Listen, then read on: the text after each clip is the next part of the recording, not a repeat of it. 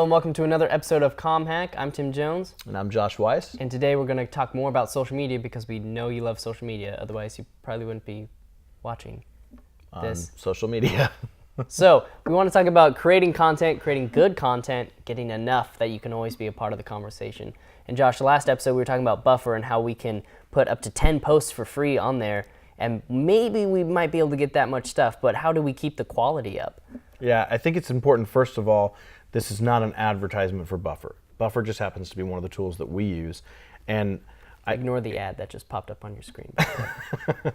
I think it's important that we recognize, one, I know you think pretty highly of yourself, but I don't really care to read 10 things that you say all the time. Like, you can queue up all you want, but that doesn't mean I want to read what you have to say. Exactly.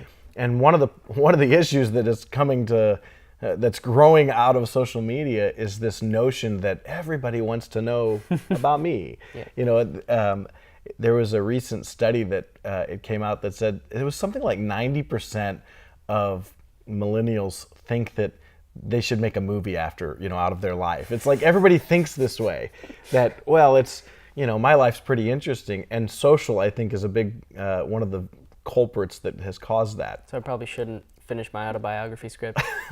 You're ready for it, right?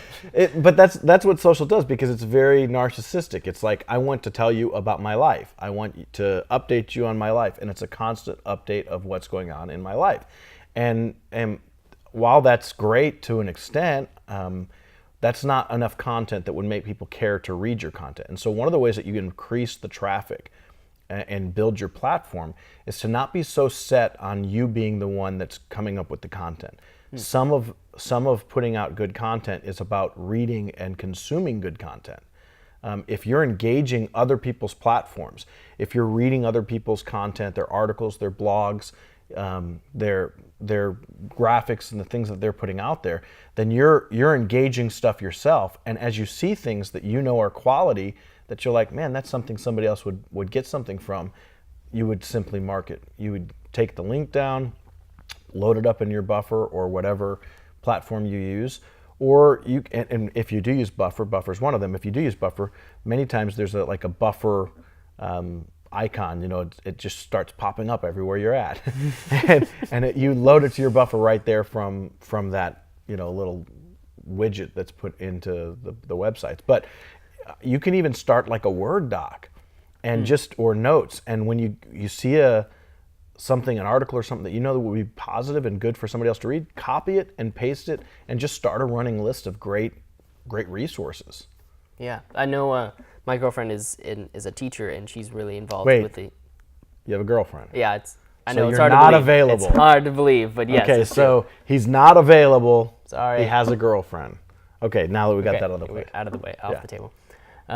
She's a teacher and she's involved with the educator community, and they actually have a very strong community via Twitter. A lot of professional relationships are made, and in talking with several of the teachers who have a really strong following on Twitter, they say it's getting content is difficult, but they use services like that, and they just list out education hacks. They list out things about crafts and stuff that they could do for the kids, and then they find that and they just post it based off of what they would like to read, stuff that they found helpful, and that really builds a good following for them.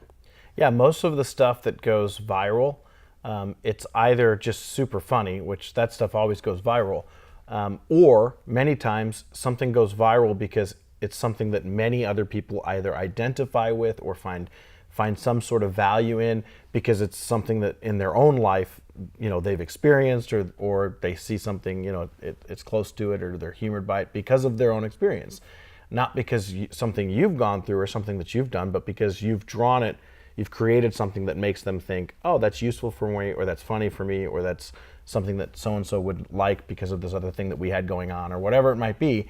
People are looking for stuff that applies to them. So if you're always looking for things that might be effective or helpful for others, then the likelihood is you're going to build a platform that really works. Instagram's a great platform. And one of the things that it almost bothers me, although it's great, so I can't be bothered. I see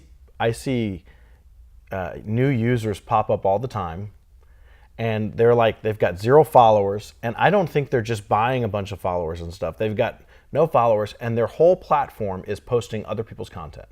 Wow. Like it's a Wanderlust type platform, or a camping platform, or a travel platform, and all they're doing is aggregating other people's photos and posting them. And next thing you know, like, you go visit their site or their platform a little bit later, and they've got like 10,000 followers or whatever, and it's because they're posting other people's great content. Yeah. And the concept works. If you're aggregating good content and you're putting it out there, you're going to build followers. You're going to build your platform. You're going to increase your ability to have influence. Wow. So, I know I follow a guy on Instagram whose entire account is called Sick Sharing. And so he's just finding stuff that's funny out there and posts it. And I understand the appeal, because I don't want to go digging for that stuff. If somebody is able to gather it for me, then I guess they're providing a service that I would want to subscribe to. I think the hack in this, obviously we've talked a little bit about how to improve your social and stuff, or get your word out a little bit more, get the word out on what you're posting. I think the hack here would be always be keeping your eyes open for what others might find interesting. So we consume data constantly. We're always consuming videos and posts, and we're reading things and articles, things that we find interesting, or that we got sucked into because of clickbait or whatever it might be. Like, we're always engaging content, but so often we engage that content just as a passive entertainment, or a passive, oh, that was interesting, and we don't do anything with that. Instead of taking that passive approach, I think the hack here would be, as you engage content that would work with your platform, keep it, mark it, tag it for a post, and then schedule it in some sort of scheduling software to post at a specific time that is appropriate for your users, so that you can build your audience. Well, there you go. And on that note, this has been a great episode of Communication Hack. At least I thought it was. We got to talk about my girlfriend, so I mean it's whatever. He's taken. I'm Tim Jones. You can follow me on Instagram at @TLJonesy_. And I'm Josh Weiss. You can follow me at Joshua D. Weiss. You can always check out more at communicationhack.com, and we will talk to you next time.